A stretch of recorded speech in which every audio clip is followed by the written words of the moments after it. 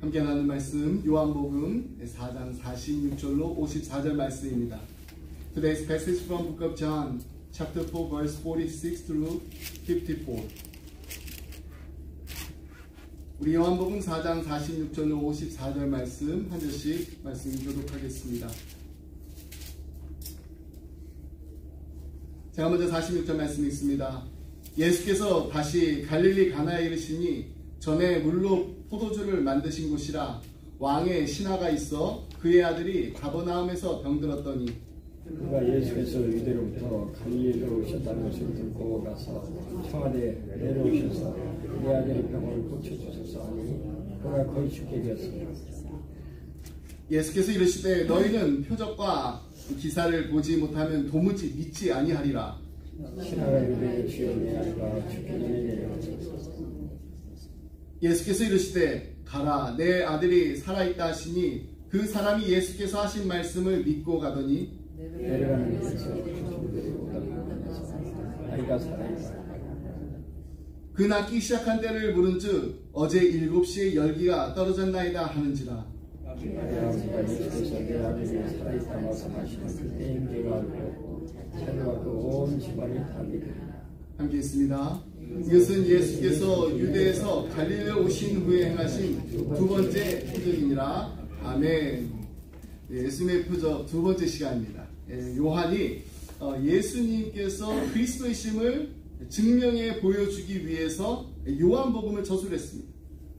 그리고 예수를 믿는 모든 사람들이 누리게 될 하나님이 약속하신 구원의 생명뿐만 아니라 이 땅에서도 누리게 될 모든 생명의 그 풍성함이 무엇인지에 대해서 말해주고 있습니다.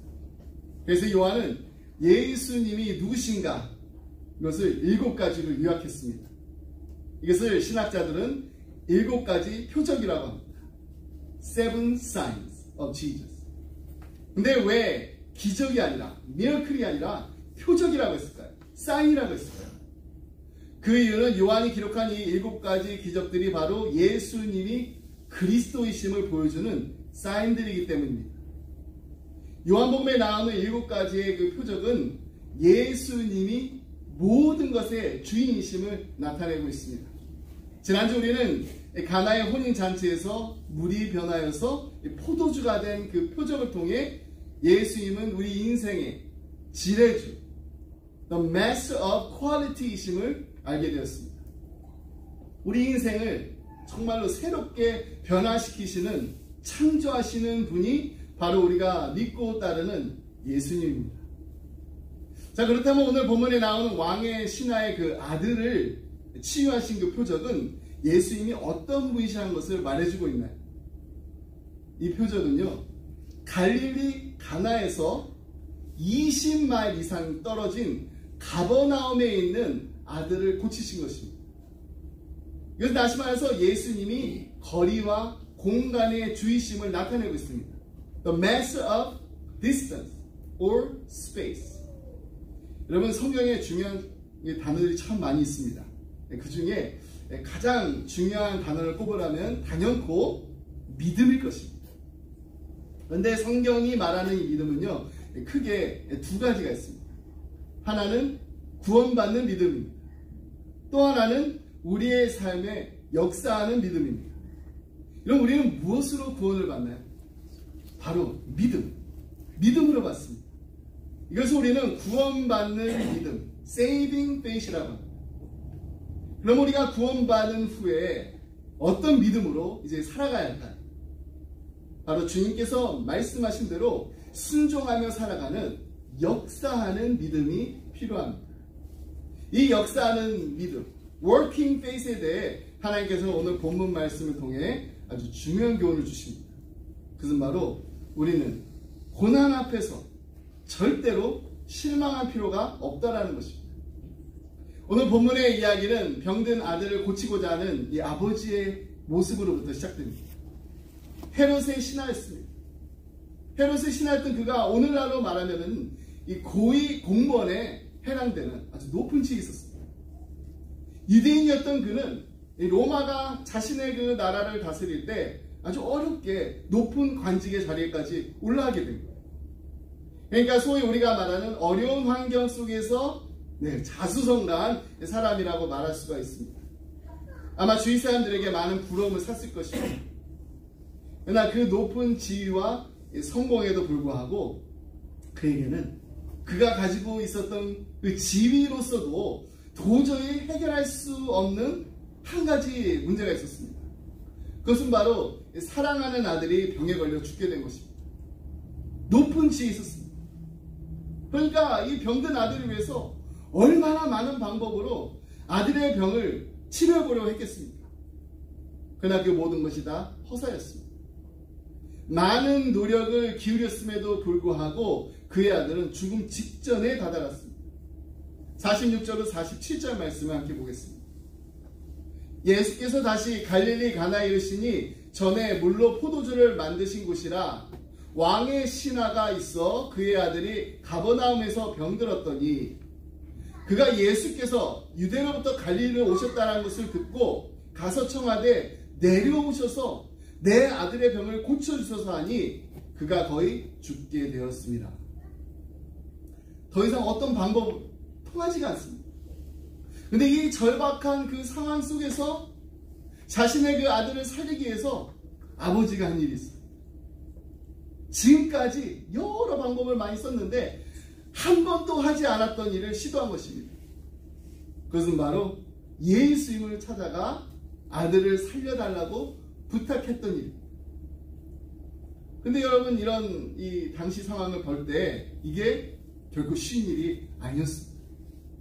그가 헤롯의 신하였다고 했습니다. 헤롯의 신하였으니까 얼마나 많은 사람들이 그를 지켜보고 있었을까요? 하지만 그는 자기 아들을 너무나도 사랑하기 때문에 그동안 수많은 병자를 고치셨다라는 예수님의 소문을 듣고 찾아와 그분 앞에 엎드렸던 것입니다. 이처럼 하나님은 종종 우리 인생에 닥친 어려움을 통해서 놀라운 일을 행하실 때가 있습니다. 교회에 이렇게 새 신자가 오게 되면은 어떻게 이제 예수를 믿게 되셨는지 이렇게 이야기를 이제 나누게 됩니다. 근데 그 이야기를 들어보면은 대부분 다 사연이 있어요. 많은 사람들이 어려움 속에서 예수님을 만나게 되었다라고 고백하는 것을 듣게 됩니다. 그동안 잘 되던 사업이 어려움을 겪게 되었습니다. 어느 날 갑자기 찾아온 질병 때문에 하나님을 만나게 되었습니다. 이것이 바로 하나님의 오묘하십니다. The mystery of God. 하나님은 종종 우리의 삶에 놀라운 일을 행하시려고 고난을 허락하시기도 합니다. 오늘 본문에 나오는 이 왕의 신하에게 일어난 일도 역시 예외는 아니었습니다. 만일 그의 아들이 아프지 않았더라면 높은 지위를 누리던 이 재력가였던 권력가였던 그가 뭐가 부족해서 예수님 앞에 하나님 앞에 나오겠습니까? 어떻게 보면 그는 이 고난이 아니었다라면 예수님을 간절히 찾지 않았을 것입니다. 예수님을 만나게 되는 축복을 받지 못했을 것입니다. 그러므로 우리는 고난 앞에서 실망할 필요가 없습니다. 왜냐하면 하나님께서는 고난을 통해 우리의 인생에 놀라운 일을 행하시기 때문입니다. 이런 믿는 자에게 우연히 찾아오는 어려움은 없습니다. 하나님이 선택하신 사람에게는 우연이 결코 없습니다. 모든 어려움에는 하나님의 뜻이 분명히 있습니다. 왕의 신하는 사랑하는 자신의 아들을 살리고자 하는 이 간절한 마음으로 예수님 앞에 나와서 아주 진솔하게 엎드렸습니다. 그는 예수님에 관한 소문을 듣고 가버나움에서 가나까지 20마일이나 넘는 그 길을 걸어서 찾아왔습니다. 지위가 높은 신하로서 이게 쉬운 일이 아니었을 것입니다. 그러나 그는 예수님 앞에 나와서 정말 간절한 마음으로 요청합니다. 예수님, 제 아들을 살려주세요. 이러한 그의 모든 사정을 아신 예수님께서 이런 말씀하십니다. 48절 말씀입니다. 예수께서 이르시되 너희는 표적과 기사를 보지 못하면 도무지 믿지 아니하리라. 한마디로 말해서 왜 이렇게 믿음이 없냐? 이 책망하신 것입니다. 이런 예수님의 책망을 들으면서 그가 얼마나 이렇게 자존심이 상했을까요? 오늘날로 말하면요, 적어도 이 장관이나 이 차관급에 해당하는 사람이 가까운 길도 아닙니다. 그 먼 길을 찾아와 가지고 자신의 지위에 아랑곳하지 않고 이토록 간절하게 살려주세요, 살려달라고 간청을 합니다. 그런 그를 향하여서 예수님께서는 믿음이 없다라고 책망하신 것입니다. 근데 이 신하가요, 정말 놀랍게도 예수님의 꾸중을 듣고 이렇게 반응합니다. 49절 말씀 보겠습니다. 신하가 이르되 주여, 내 아이가 죽기 전에 내려오소서. 지금 그는 예수님께서 무슨 말씀하셔도 괜찮습니다. 왜 이렇게 믿음이 없냐라고 꾸지람하셔도 괜찮습니다. 제발 제 아들만 살려주세요. 이렇게 간절하게 매달리고 있는 것입니다. 그렇다고 이 신하는 끝까지 포기하지 않고 물러서지 않았을까요? 아마도 이 신하는 예수님이 이보다 더 심한 꾸중을 하셨다고 해도 절대로 물러나지 않았을 것입니다. 왜냐하면 그의 믿음은 가난해질 대로 가난해져 있었기 때문에 그의 마음은 그만큼 가난해져 있었습니다. 이처럼 고난은 우리의 마음을 가난하게 합니다. 우리의 마음을 가난하게 합니다. 이것이 바로 고난의 유익입니다. 우리의 마음은요, 고난 앞에서 아주 단순하게 변합니다. 여러분, 사랑하는 가족이 질병에 걸리게 되면은 우리의 마음이 얼마나 단순해지나요? 그때 우리가 드리는 그 기도는요, 오직 하나입니다. 주님, 살려주세요. 주님, 도와주세요. 다른 기도는 다 필요가 없습니다. 왕의 신하처럼 가장 절실하게 기도할 수밖에 없습니다. 주여, 내 아이가 죽기 전에 내려오소서. 그리고 내 아이를 살려주소서. 그러나 모든 사람이 이렇게 다 고난 앞에서 마음을 낮추는 게 아닙니다. 저는 가끔씩 이렇게 고난 앞에서 오히려 그 마음을 높이는 사람들을 볼 때마다 목사로서 참 가슴이 아플 때가 있습니다. 헤로드 쿠시너라는 사람이요, 병들어 죽어가는 그 어린 아들을 옆에서 이렇게 간호하면서 쓴 책이 있습니다. 왜 착한 사람에게 나쁜 일이 일어날까? When bad things happen to good person. 그는 교회를 다녔습니다. 하지만 하나님을 원망하고 비난했습니다. 그는 하나님을 무능력한 하나님이라고 말했습니다. 자연의 법칙에 매여서 꼼짝 못하시는 하나님, 자기 아들도 고쳐주지 못하시는 그런 하나님, 어린 아이들에게 병을 주시는 아주 불공정한 하나님이라고 됐습니다. 그는 선한 사람에게 나쁜 일이 일어나는 것, 그 이유를 하나님께 돌렸습니다. 근데 여러분, 우리도 헤로드 쿠시노처럼 차마 우리 입으로 말하지는 못하지만은 우리도 때로는 고난 앞에서 이런 마음이 들 때가 있습니다. 고난이 오게 되면은 우리의 마음이 더 낮아져야 하는데 오히려 마음을 높이면서 하나님과 주위 사람을 탓하고 비난하고 원망할 때가 있습니다. 그러나 오늘 본문에 나타난 신하는 그렇게 하지 않았습니다. 그는 고난 앞에서 마음을 낮췄습니다. 예수님께서 팔복을 설교하시면서 가장 먼저 하신 말씀, 예수께서 이렇게 말씀하셨습니다. 심령이 가난한 자는 복이 있나니 천국이 그들의 것입니다. 그렇습니다. 이 신하가 바로 예수님께서 말씀하신 그 심령이 가난한 자입니다. 그는 포기하지 않고 마음을 더욱 낮추어 계속해서 간청을 합니다. 그랬더니 예수님께서 이렇게 말씀하세요. 예수께서 이르시되 가라, 내 아들이 살아있다 하시니 그 사람이 예수께서 하신 말씀을 믿고 가더니. 지금 병든 아들이 어떤 상태에 있는지 직접 예수님께서 가서 보셨나요? 그렇지 않습니다. 보지도 않으시고 살아있다라고 예수님께서 말씀하시는데, 그 말씀을 들은 이 신하가 보였던 그 반응이야말로 정말로 놀라운 믿음입니다. 예수님 어떻게 보시지도 않고 그렇게 말씀하실 수 있으신가요? 그래도 좀 한번 이렇게 같이 좀 가주셨으면 좋겠습니다. 이렇게 말하지 않았습니다. 예수님께서 하신 그 말씀을 그대로 믿고 죽어가는 아들에게로 돌아갔다라고 했습니다. 가는 길에 그는 헐레벌떡 뛰어오는 자기 집의 하인을 만나게 됩니다. 그 하인을 보면서 얼마나 마음이 불안했을까요? 근데 하인이 하는 말이 아들이 살아났습니다. 이런 놀라운 소식을 전합니다. 한참 기뻐하던 이 신하가 정신을 차리고서 하인에게 아이가 살아난 그 시간이 언제인지를 묻습니다. 그는 하인에게서 아이가 낳은 시각이 바로 예수님께서 자신에게 가라, 내 아들이 살아있다 그 말씀하신 그 시각임을 깨닫게 됩니다. 그리고 그 이후로 그의 가정에는 어떤 놀라운 일이 벌어졌는지 우리 52절로 53절 말씀 함께 보겠습니다.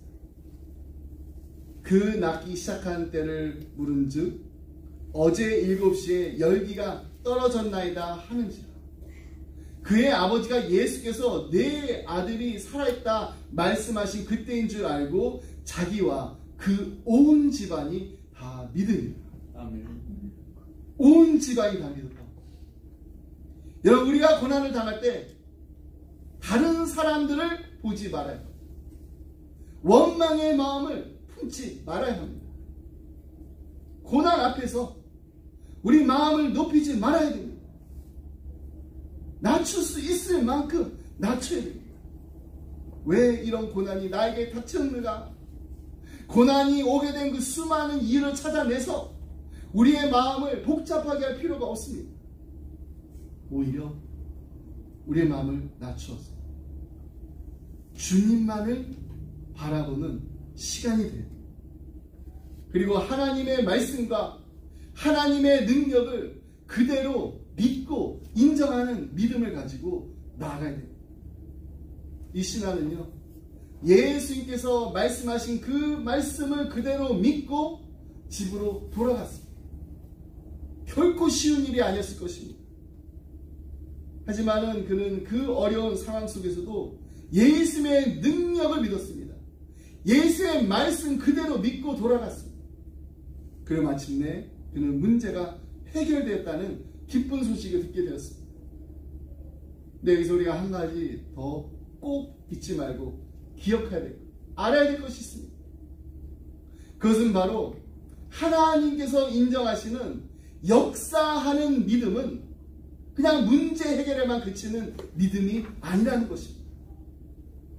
하나님을 인격적으로 알아가는 믿음입니다.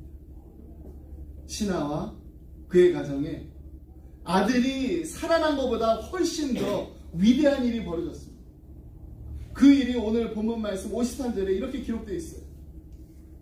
그의 아버지가 예수께서 내 아들이 살아있다 말씀하신 그때인 줄 알고 자기와 그 온 집안이 다 믿으니라.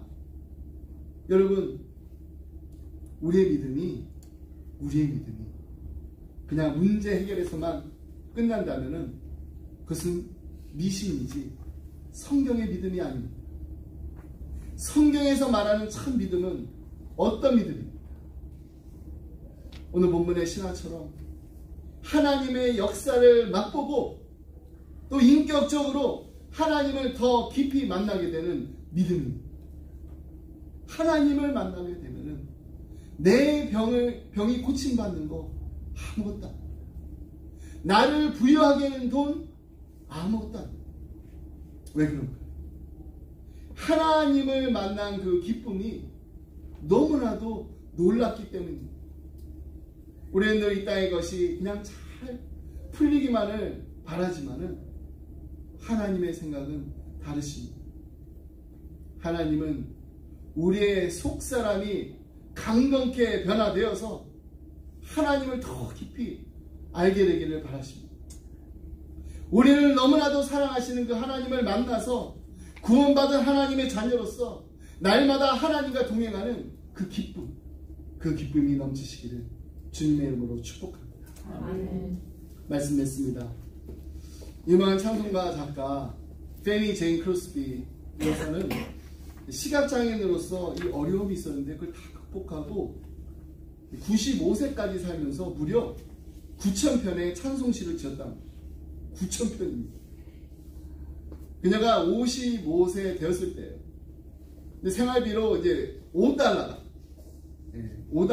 필요했는데 이게 당장 구할 길이 없었다고 합니다. 그래서 그녀는 하나님 아버지, 제가 지금 $5가 필요합니다. 아침 내내 기도했어요.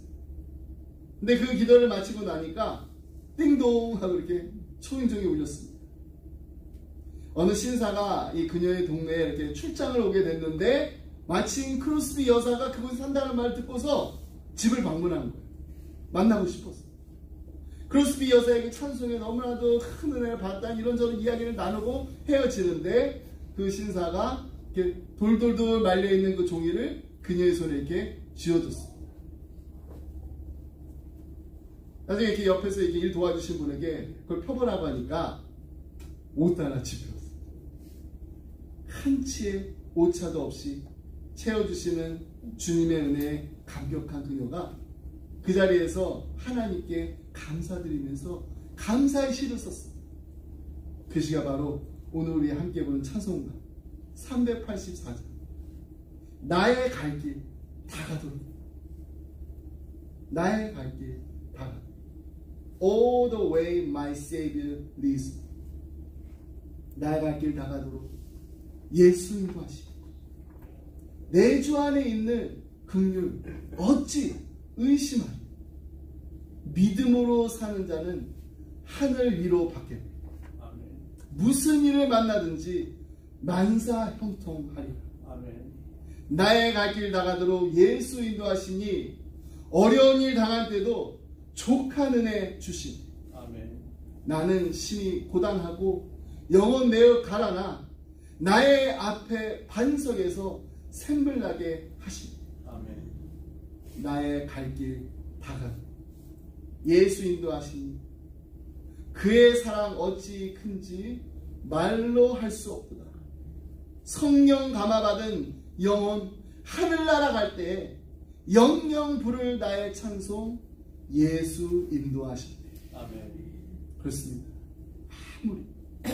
아무리 믿음이 좋은 사람이 할지라도 작은 일로 인해서 쉽게 낙담하고 또 불안할 때가 있습니다.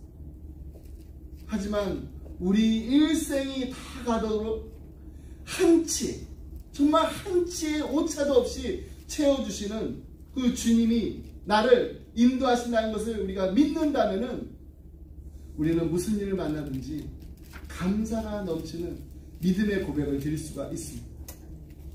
한국어로 번역된 가사 무슨 일을 만나든지 만사 형통하리라. 이 원래 영어 가사가 이렇습니다. For I know whatever before me, Jesus does all things well. 내가 아노니 무슨 일이 닥치든지 예수님께서 모든 것을 선하게 하십니다. 이 아름다운 고백이 우리 모두의 고백이 되기를 주님의 이름으로 축복합니다. 아멘. 기도하겠습니다. 하나님 아버지 감사합니다. 하나밖에 없는 독생자 예수 그리스도를 아낌없이 내어주신 그 크신 사랑에 감사합니다. 우리 인생의 주인이신 하나님을 만나 이 땅을 살아가면서 하나님의 자녀된 권세를 날마다 누리게 하심을 감사합니다. 하지만 때로는 우리 인생에 닥친 모진 고난과 역경 때문에 하나님을 믿으면서 왜 이런 일들이 나에게 벌어지나? 지금 하나님은 어디에 계시나요? 원망하며 낙심하고 좌절할 때가 있습니다. 그럴 때마다 우리로 하여금 다시금 하나님 앞으로 달려나 하나님의 도우심을 간절히 구하며 오직 주님만이 나의 도움이시니 오직 주님만이 나의 도움이시니 나를 도와주소서 매달리게 하시니 감사합니다. 하나님, 우리 인생의 모든 것들이 하나님의 손에 달려있사오니 우리를 도와 주시옵소서. 아멘. 우리를 인도하여 주시옵소서. 우리를 구원하여 주시옵소서. 오직 하나님만이 행하실 수 있는 치유와 회복과 구원의 역사를 이루어 주시옵소서. 아멘. 사랑하는 우리의 자녀들을 위해 기도합니다. 하나님, 이들이 살아가면서 만나게 될 인생의 거친 풍랑 속에서도 오직 하나님만을 바라보게 하여 주시옵소서. 오직 하나님만을 바라보며 나아가는 흔들리지 않는 믿음을 주시옵소서. 문제가 없는 인생이 아니라 문제를 만날 때마다 더욱더 하나님께로 나아가는 기도하는 인생을 살게 하여 주옵소서. 아멘. 문제 앞에 무릎 꿇는 우리 아이들이 아니라 하나님 앞에 무릎 꿇는 기도의 용사들이 다 되게 하여 주옵소서. 아멘. 이 모든 말씀 예수의 이름으로 기도드립니다. 아멘. 아멘. 우리 다 같이 와서 함께 주기도 말씀 드리겠습니다.